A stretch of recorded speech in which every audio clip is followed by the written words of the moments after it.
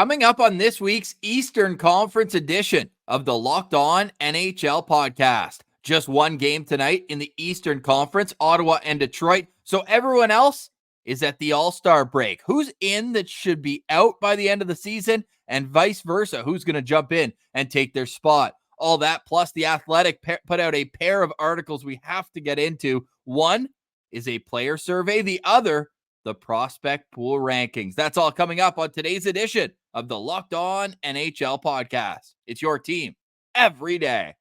You're Locked On NHL, your daily podcast on the National Hockey League. Part of the Locked On Podcast Network. Your team every day.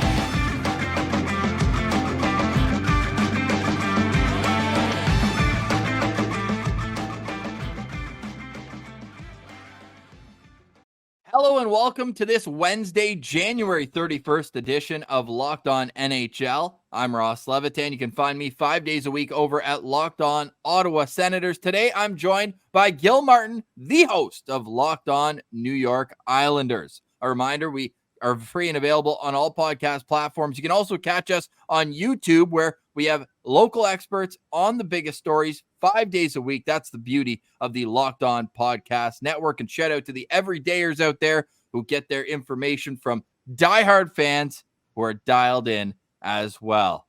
Gil, it's the All-Star break. Are you a guy who watches the skills competition and gets into the mix? I'm excited for the draft. That's always going to be fun. It is fun. Yeah, I have mixed feelings about it, though, because on the one hand, it's a cool event. You like to see who's getting picked, and there's a lot of personalities involved if they do it the right way. But on the other hand, it's weird in the All-Star weekend to have like players from my team be on different sides and not being sure who to root for. Oh, wow. Nice brag. You have more than one player at the All-Star game? No, okay, good. Me neither. Absolutely not. We just got the one. But so the captains for the All-Star game, and I do love how they are going to do 4 different teams, right? It's 3-on-3. The last time I remember them doing the NHL draft for the All-Star game, I was actually at one of them before in 2012 in Ottawa. They had it at the casino. Very raucous environment. The full broadcast is on YouTube. Hilarious atmosphere in there, because they had a Leaf on one side and Alfredson on the other picking the teams, but that was only 2 teams. So now with 4, it'll be even more curious. The captains, it's Austin Matthews and Morgan Riley, so the hometown team. Then you've got Nathan McKinnon and Cale Makar. So they've teamed up the players based on their teams, except with brothers, Jack and Quinn Hughes, although Jack is unable to participate due to injury. Connor McDavid and Leon Draisaitl, the other one. Now, my question for you, Gil, is if you had any All-Star to choose from outside of those, because I think McDavid and McKinnon would be your top 2 picks. They're captains. So outside of the captains, who would be your first overall pick of any player in the National Hockey League? That is a good one. And as I give you time to think, I will say this. They did this exercise on Sportsnet up here in Canada, and the first pick for Anson Carter was Matthew Barzal. Huh. Wow. He said that because it's 3-on-3, you want the best skaters, the best edges, and he picked Matthew Barzal. Now, the rest of the panel kind of gave him a bit of a look because, well, there's some pretty good players out there. Mine would be Sidney Crosby. If I'm an All-Star captain, I want Sidney Crosby on my team, right? A lot of these guys grew up idolizing him. So my pick, Gil, would be Sidney Crosby. Sidney Crosby is a darn good pick. Gosh. I would eat. I'm going to go with pasta. I go with Pasternak. Yep. I like that, man. I just got to see him last week. They played Ottawa. They had a power play against Ottawa. They literally won the faceoff. D to D, Pasternak just shoots and it's in the net. Like, he is so automatic. It's unbelievable. That's a great pick. Let us know in the comments who would be your first pick out of all the NHL All-Stars. But Gil, your team's been making waves in the news cycle. Patrick Waugh, I was very jealous, I must say. And even the Senators owner went on French radio a couple days later and said he has a bit of regret that he let Patrick Waugh slip away. He said it just wasn't the right time. They want Jacques Martin to come in here and create a culture that the next coach can pick up on in the offseason. But obviously Lou Lamoriello, he wasn't waiting for anything. He got his guy. How's these first few games of the Patrick Watt era gone in New York? A little uneven. I mean, they're 1-2-1 so far.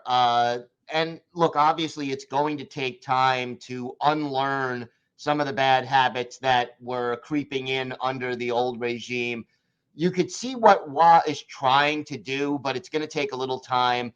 Got to cut down on the bad penalties and the turnovers in your own zone and just outside your own zone.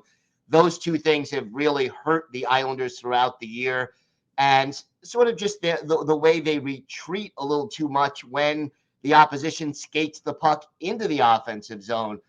So once those things become second nature and they get used to what Waj trying to get them to do, I think we'll see a lot more improvement. But as of right now, it's still a little bit of a struggle to try to unlearn some of those bad habits. Yeah, Senators kind of in a similar situation where the bad habits creep in the heat of how fast the NHL game is, and it's tough to unlearn, man. And I think both of our teams are struggling with bad power plays as well. And when you're struggling with structure at 5-on-5, you need your special teams to come through. And at least I can say with full confidence with Ottawa, it just hasn't been the case. Despite the Senators having points in 6 of their last 7 games, they're at the bottom of the standings because Columbus got a win last night. Now, Locked On Senators, we've been holding on to games in hand for quite a while. They still have a few. They're spending one tonight against a rival. It should be a fun game. You can tune in Locked On Senators postcast following the game. But the Detroit Red Wings and Ottawa Senators obviously have a history from earlier on this season where there was that scary incident involving Dylan Larkin, and then Red Wings fans have just been out for blood. So we'll see if they get any of that tonight in that game. But with everyone else already, no more bets, pens up at the All-Star break, is there a team that you're surprised is sitting in a playoff spot? Now, no matter what happens, there could be change within, Detroit wins tonight. They're in third in the Atlantic, but the 8 teams that are in the playoffs right now will be the same tomorrow, no matter what. I still have to go with Philadelphia as the biggest surprise. And, they've got the 8th and final spot, even though they have a -1 goal differential. And the amazing thing about the Flyers, they're so good on the road and they're below 500 at home. Whoa. That's never what you want, too. The old saying is if you're going to suck on the road, right? You want your paying fans to get the best product. I like that choice. I got to see Philadelphia obviously up close. Ottawa erased a 2-0 deficit and beat them just last week. And to add salt in the wound, it was Claude Giroux in the third period that tied the game up. Obviously beloved in Philadelphia, despite maybe how it ended. A longtime captain there, but for me, I'm looking at the team that Ottawa's playing tonight. I know what Red Wings fans have been throwing eggs on my face for my offseason takes. I did not think they were a playoff team. Look, Alex Lyon has played phenomenal hockey. He's top 5 in the league in save percentage. He's been unreal. They've been getting good production from different players on their team, but they've also struggled with some consistency this year. They've had multiple 10-game stretches where they've won 8 games, but they've also had a couple 10-game stretches where they have 2 or 3 wins. So I'm worried that down the stretch, when everything else gets tighter, that's something that's going to be challenging for them to be able to be consistent through 82 games. No matter what, though, they've got a very bright future, and this learning sequence for them this year, I think, is only going to benefit them going forward. Now, they've had a red-hot December in particular. Their month of December, they're 9-2-1 right now. So they're a team that's on the rise right now, so maybe it's a bit of a hot take for me saying that. I just don't look at any other team there. Like, for me, the top 3 in the Atlantic, Boston, Florida, and Tampa, like, that's going to be the order they're in as well. Like, I'm pretty confident in saying that. At the very least, those are the 3 teams for me that are going to make the playoffs as the divisional teams in the Atlantic. And who doesn't want another Florida-Tampa series? The hatred from a couple of years ago, I could use some of that in my life. So that's what I'm hopeful for in the Atlantic. In the Metro, like, you already picked Philly, so I can't be picking Philly. And for me, the only other answer really is the Toronto Maple Leafs, and they just have too much talent on paper to miss.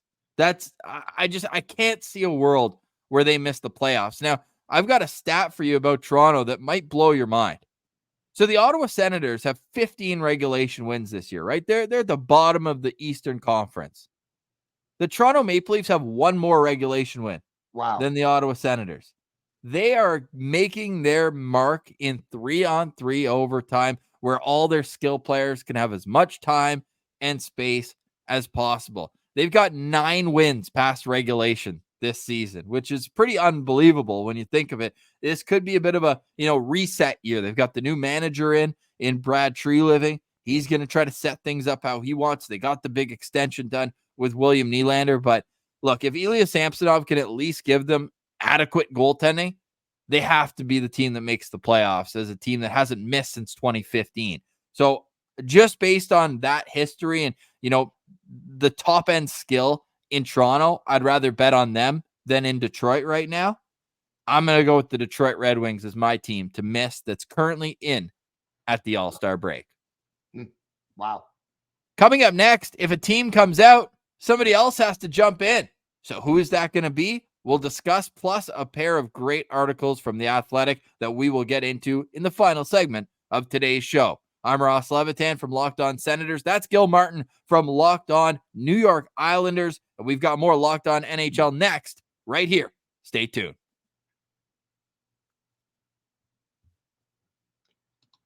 Today's episode is brought to you by Jase Medical. I know we come to sports to escape from some of the crazy realities of real life, but can we just talk for a minute about preparing for real life?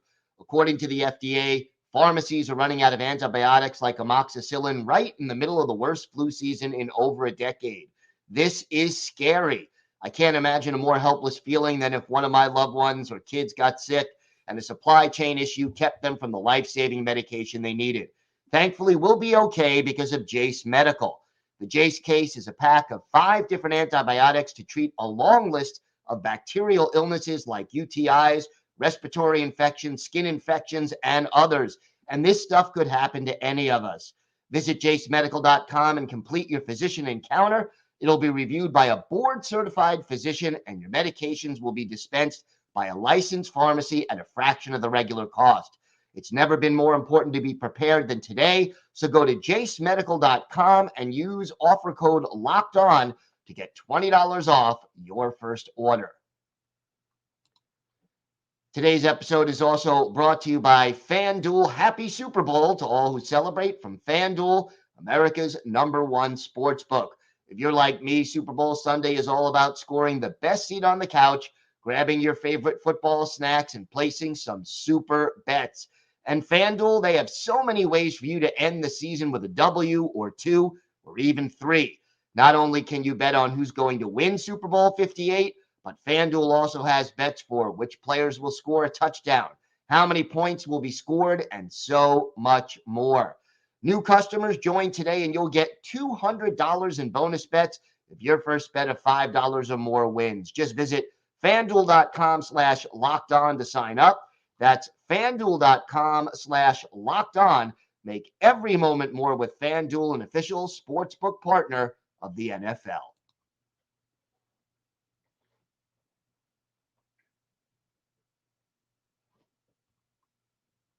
Welcome back to Locked On NHL for Wednesday, January 31st. I'm Ross Levitan. You can find me 5 days a week over at Locked On Ottawa Senators alongside Gil Martin from Locked On New York Islanders. We are your team every day. We have local experts on the biggest stories. One of my favorite things to do is when my team or your team is playing against an opponent, go check out that team's Locked On NHL podcast and get the lowdown of what's happening on the ground. So we just had a discussion about which teams that are currently in a playoff spot in the Eastern Conference are most likely to be on the outside looking in come the middle of April, playoff time.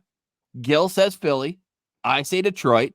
But on the flip side, somebody is going to have to jump up and snag one of those playoff spots. The standings, there's a 5-point gap heading into Wednesday's action. So Detroit could make that an 8-point gap because if they get any points, Toronto is at 58 points, and then the Islanders are at 52. We've got a 3-way tie at 51 between Pittsburgh, New Jersey, and Washington, and then 10 points back are the Buffalo Sabres and Montreal Canadiens. Gil, who's it going to be? Are you going with the Isles, or is it going to be someone else that jumps up and takes that final playoff spot that's vacated by the Philadelphia Flyers? Yeah, I think I have to go with the New Jersey Devils. If they can get their goaltending situation straightened out and maybe just get a little healthier, I think they have the talent to take that last spot. This is a team, I think, that a year ago they were ahead of schedule. Not too many people expected them to make the playoffs and go on a playoff run. But if they can just get Jack Hughes back healthy, if they can just get a good goaltender at the trade deadline, I think they can be very dangerous down the stretch. How about you? I'm going to go with your Islanders. I know that's a hot take. They've really struggled this year. They have, though, banked all these loser points, right? Yes. 12 loser points so far this year. They have less regulation wins than the Ottawa Senators. It's unbelievable how many loser points this team has. But look, they've banked those despite being in disarray, despite getting a historically low save percentage from Ilya Sorokin, 909. His previous low was in his rookie year at 918. So I have to believe that he's going to regress to the mean and have a better second half than he did in the first. We know that you only get as far in this league as your goaltending and special teams. So if they can figure out a way to get their power play clicking a little bit more consistently and get an odd save here or there, I think that they could be a team that jumps up in the mix, right? You look at what they've done, or you look at the players that they have on their roster. They have so much playoff experience. A lot of those guys were in the Eastern Conference Finals those back-to-back years. I know it hasn't gotten off to a heroic start under Patrick Waugh, but I look at the way that his Quebec Remparts team played. It was so detailed and so structured, and that's not something that you can come in and teach in 5 minutes. I think that this bye week, now that Patrick Waugh has had a 4-game sample size of seeing the players that he has, I think this is going to be a big time for him to go to the drawing board, go with his assistant coaches, and figure out what the best method is to get these guys playing in their best way. A player I'm going to be watching for the Islanders as well is Jean-Gabriel Pageau, because he's a guy who's always a structured player, always a guy who's in the right spot on the ice, but he's struggled this year. Only 6 goals in 49 games. And I know he's not paid to score necessarily, despite having 18 2 years ago, but he's going to be a player that I'm watching for in the second half to be an example that Patrick Waugh can use of playing the right way. So I'm excited to see the Islanders. And like I said, you can see those loser points for better or worse. They've got those points banked, but were they missed opportunities? Sure, a bit of both, but they're the closest team. And that also weighs into my decision a bit. I know Pittsburgh has games in hand. They've got the goal differential that would lead you to believe that things could be better. But I also see them as having their median age is like 32, 33. So those typically are the teams that fall off in the second half when you need those fresh legs to go. Now, I'm never going to be the guy who says Sidney Crosby's going to regress. He's got one of the best 37-year-old seasons in NHL history rolling right now, an absolute legend of the game. Heck, I just said he'd be my first pick in the All-Star game. Right. But to me, I mean, goaltending and defense aren't playoff caliber for me, and they've just been a frustrating team, is what our host of Locked On Penguins, Hunter Hodes, has been saying. So yeah. I'm going to go with the New York Islanders, Gil. You think I'm out to lunch? I don't think you're out to lunch. I think, the key is getting Patrick Waugh's system ingrained in those players and getting them to perform. It's not outside the realm of possibility, and it's going to be very interesting also to see what Lou Lamoriello does at the trade deadline, and how they play between now and then is going to make a big difference in that respect. Well, let us know in the comments who's in and who's out from the teams who are sitting in their spots right now at the NHL All-Star break. Coming up, which NHL player is the most overrated and underrated according to the players? An athletic prospect or prospect pool rankings are also out, so we'll get into all that and more next. This is Locked On NHL, your team every day. Today's episode is brought to you by a new sponsor, Factor. Get started on your New Year's resolutions with Factor. Factor's ready-to-eat meal delivery takes the stress out of meal planning and sets you up for success in the new year. Gil, I don't know about you, but in my household, one of the worst moments is when I get that text from my wife at 4:30, "What's for dinner?" and I don't have an answer. Forget the frantic prep. Factor's 2-minute meals are your secret weapon. Factor offers loads of snack options as well, so you're not just stuck on breakfast, lunch, dinner. They've got smoothies, juices, snacks, and more to keep you going no matter what's on your schedule. Skip the overpriced takeout trap. Factor is cheap, cheaper than takeout, and you can get chef-crafted, restaurant-quality meals delivered directly to your door. If you have a special occasion, Gourmet Plus is the perfect solution if you're looking for a fast, upscale option done easily. Stress less over mealtimes in the new year. And not only does Factor offer fast, simple solutions, they also help you stay on top of your goals. Protein Plus and Keto allows you to stay on track. This is going to come in handy. So Factor has everything that you need for a week of flavorful and nutritious eats. So head to factormeals.com/LockedOnNHL50 and use code LockedOnNHL50 to get 50% off. What a deal. That's code LockedOnNHL50 at factormeals.com/LockedOnNHL50 and you'll get 50% off your order.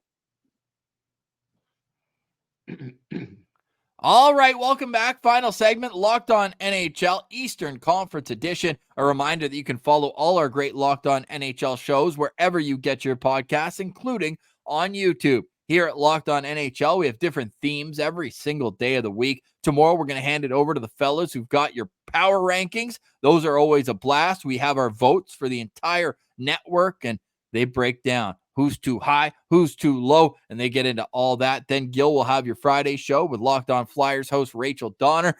And then Mondays, Gil's going and checking around with all the teams. So it's a great subscription to have because you're getting different voices every single day. Here on Wednesdays, we got the Eastern Conference on lock. And now we're going to expand our horizons a little bit, Gil, because The Athletic always releases around the All-Star break one of the best pieces they do. Honestly, it's worth the price of subscription for The Athletic just for this player poll because it's all anonymous. So players can really be honest about who the best player in the league is, who's the most overrated, the best goalie, the worst road city. Man, my hometowns are getting an absolute beatdown in that category. But the question I want to start with is how unanimous do you think it is that Connor McDavid is the best player in the National Hockey League? It's pretty impressive, the numbers that came back in this poll. I have to say that. 69.06%. Do you think it should have been higher than that? If I had a vote, that's where I'm going. No question about that. But you got to allow for differences of opinion. So a little higher, but not shocking just the fact that the next highest player had just over 16% speaks volumes. I don't know if this is a hot take machine coming out of me. I've been a huge Nathan MacKinnon fan since his days with the Halifax Mooseheads. I think it's pretty close. Look, there's a stat here, and we'll save most of this for Locked On Avalanche and the Western Conference show with McDavid and MacKinnon being both out west, but MacKinnon has a point in every single home game this year. All 25 home games. He's got 53 points in 25 home games. It's an absolute joke. He plays with power. He's got the Stanley Cup. I'm just saying it's a little bit closer. So McDavid's got 69%. MacKinnon has 16, and Nikita Kucherov has 7.18. Those are the only players with more than 1.7% of the vote. So that I found pretty interesting as well. The best goalie in the league, not as unanimous, but Andrei Vasilevsky has 44%. Connor Hellebuyck with 15% is in second. And then it's a tie for third between your guy, Ilya Sorokin, and Thatcher Demko. So pretty interesting. There's a lot closer of a name. And I actually found it interesting that only 6 goalies are above the other. So there's a lot of variety in this category as well. Now, some people aren't taking this seriously because as good of a season as Connor Ingram is having, he's not the best goalie in the National Hockey League, and one player in the league voted for him. It's got to be the same person that voted Trevor Carrick as the most overrated player. I had to Google him. He's playing the AHL. I don't think he's overrated. He plays in the AHL. Just saying. When it comes to most underrated player in the league, 22% say other. So there's no unanimous call. And then it's still Alexander Barkov. It's been for a decade. He's been the most underrated player in the league. Now, overrated is Trevor Zegras at 12.9%. Gil, do you think he's getting a bit of a bad rap just because he is a kind of a highlight reel machine? He's still 22 years old. It's pretty impressive to be a 2-time 60-point getter that young. Yeah, I mean, I would take Trevor Zegras on my team in a heartbeat. And I think the fact that he is so good at those highlight reel goals and doing the lacrosse style or the Michigan goal, I think that rubs some people the wrong way, and that's why he ends up at the top of this list. Yeah, very fair point there. And then Darnell Nurse is in second. I found it interesting. Matthew Tkachuk is tied for third with Jason Robertson. This guy had 100 points last year. I think that might be I really don't like Matthew Tkachuk type answer as well. Obviously, he's not on a friendship tour around the National Hockey League. No. Who's the player in the league whose face you want to punch the most? Pretty unanimous. Nick Cousins, 29%. Only player above other at 16%. So that one's a little bit funny there. And the ref ones are kind of fun too, because you really get a sense of how people feel about certain referees. Now, the worst ref in the league was Justin St. Pierre, 29%. But funny enough, he's actually ranked as the third best ref as well. So I guess it's to each their own, hey? Yeah. Always, I guess some people have better interactions with St. Pierre than others. Let's put it that way. So best jersey in the National Hockey League, aside from your own teams, who do you think won that poll? Every year it's Chicago, and the original 6 teams tend to dominate this category. The original 6 teams are the top 6 teams. There you go. And you know who's 7th? The newest team, the Seattle Kraken. Interesting. Wow. So whether it's older or new, it's got to be the oldest or the newest to make this list here. Found that pretty interesting as well. Now, let's turn our attention. There's some more information in there. There's great stuff. Highly recommend everybody checking that out. But Scott Wheeler every year, and Scott Wheeler's going to join Locked On Senators this Friday to discuss. But every year he does his prospect pools, and he's very open and honest that he takes into account the upside of these players. It's not about who's going to have the most NHLers in their prospect pool. It's about who's going to have the most high-end talent injected into their lineup over the next couple of years. He does a countdown, 1 team per day over the course of 32 days, and they are very detailed prospect reports. Really good work, worth the price, and it's great to follow the league 3 years from now. You'd be like, I remember reading about that player there. Yeah. You know what's not fun, though, Gil, is when your team's one of the first to be discussed, and our teams are the first 2. The Islanders have the 32nd ranked prospect pool in the league, according to Scott Wheeler, and the Ottawa Senators are 31st, which I think is even more, not disrespectful, but it sucks more because at least the Islanders have made the playoffs the last few years. Yeah, we have. Although the way this organization is set up, Lou Lamoriello has traded away the last 4 first-round picks for the Islanders, and it wouldn't surprise me if he goes for 5 in a row this year at the trade deadline if they're still close. And, I can understand trading away 4 consecutive first-round picks if your team is 1 or 2 players away from being a really top cup contender. But he's traded away 4 straight first-round picks to kind of barely squeak into the playoffs.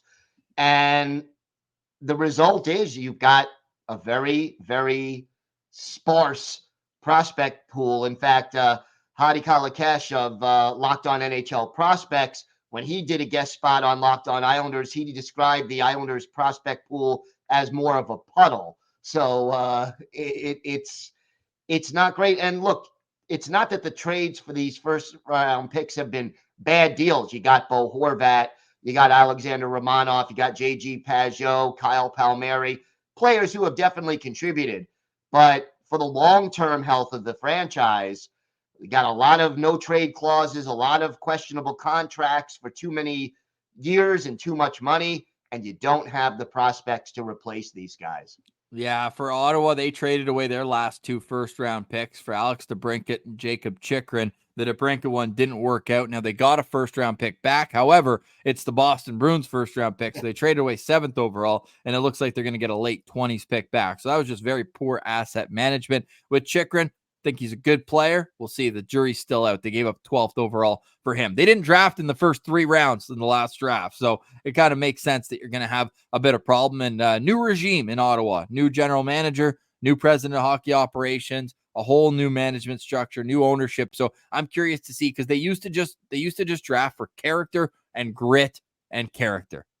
Skill was like the 4th or 5th thing that they actually cared about outside of the top 5. But the way I kind of poised or pushed back on the panic is that the Senators, 4 of their best players at the NHL level are all still meeting the criteria for prospects. Tim Stützle, Jake Sanderson, Shane Pinto, and Ridley Gregg. So there's still a bright future, in my opinion, in Ottawa, but the prospect pool certainly leaves a lot to be desired. I want everyone to write in the comments, who's the best prospect pool in the National Hockey League? We'll revisit Scott Wheeler's list as it becomes available as well. Gil, you got any final thoughts? Appreciate you joining me as my typical co-host. Mikey DeStefano is feet up on a cruise right now. This guy, you can't keep him off the boats, but always great to chat with you. What's coming up this Friday on Locked On NHL? Don't know exactly what Rachel and I will be discussing, but I'm sure it'll involve a lot of stuff about the All-Star weekend. And by Friday, we will know the teams. So we'll certainly be breaking that down and looking forward to what should be a fun weekend.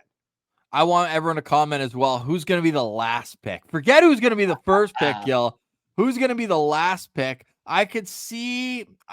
Well, no, because it's not all Leafs. I was going to say that they could leave either Brady Tkachuk or the Habs representative in last, just to stick it to them in a rivalry situation. I don't want to be rude, but I'll say maybe Boone Jenner goes last overall. He's like a big body power forward. I don't know if his game really matches up with the 3-on-3 All-Star. Same with Tom Wilson with Washington.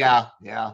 Although here's the real question. How much will being picked last motivate that player for the All-Star game? That's my question. Well, maybe you'll have an answer for us on Friday, Locked On NHL. We are your team every day. That's Gil Martin. You can find him over at Locked On New York Islanders. I'm Ross Levitan over at Locked On Senators. And this has been another Eastern Conference recap edition of the Locked On NHL podcast. It's your team every day.